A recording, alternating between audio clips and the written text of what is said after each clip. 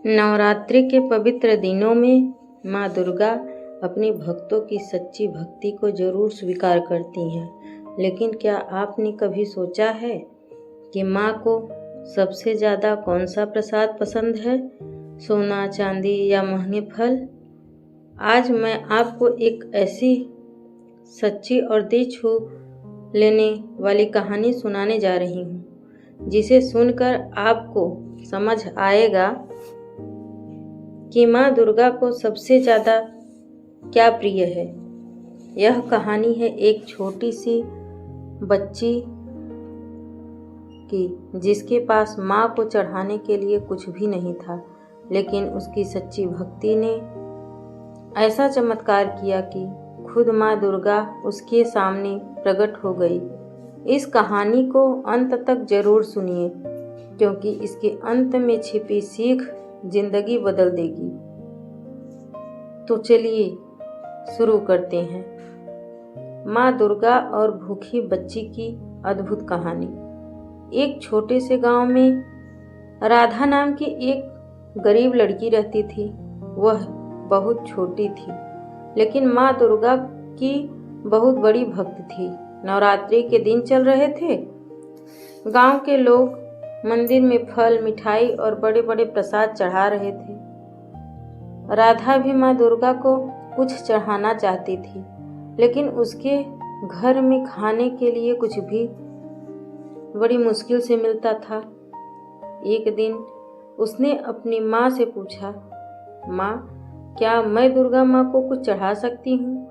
माँ ने दुखी होकर कहा, बेटी, हमारे पास तो कुछ भी नहीं है। राधा चुप हो गई, लेकिन उसका मन माँ की पूजा करने के लिए बेचैन था। अगले दिन उसे रास्ते में एक छोटा सा अमरूद मिला। वह बहुत खुश हो गई। उसने सोचा, मैं यही अमरूद माँ दुर्गा को चढ़ाऊंगी।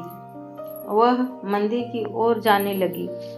तभी रास्ते में एक बूढ़ी औरत बैठी हुई थी। वह कांपती हुई आवाज में बोली, बेटी, मुझे बहुत भूख लगी है, कुछ खाने को मिलेगा? राधा ने बिना सोचे वह अमरूद बूढ़ी औरत को दे दिया। बूढ़ी औरत मुस्कुराई और बोली, माँ दुर्गा तुम्हें बहुत खुश रखे। राधा खाली हाथ घर लौट आई। उस रात उसे सपना आया। सपने में माँ दुर्गा दिव्य रूप में प्रकट हुई। माँ ने मुस्कुरा कर कहा, बेटी, आज तुमने मुझे बहुत बड़ा प्रसाद दिया है। राधा हैरान होकर बोली, माँ, मैंने तो आपको कुछ भी नहीं दिया। माँ दुर्गा बोली, वह भूखी औरत कोई और नहीं थी। तुमने अपने हिस्से का फल मुझे खिला दिया। राधा की आंखों में आंसू आ गए। माँ दुर्गा ने उसे आशीर्वाद दिया, आज से तुम्हारे घर कभी अन्न की कमी नहीं होगी। अगले दिन से सच में राधा के घर की हालत सुधरने लगी। गांव के लोग उसकी भक्ति की कहानी सुनकर हैरान रह गए।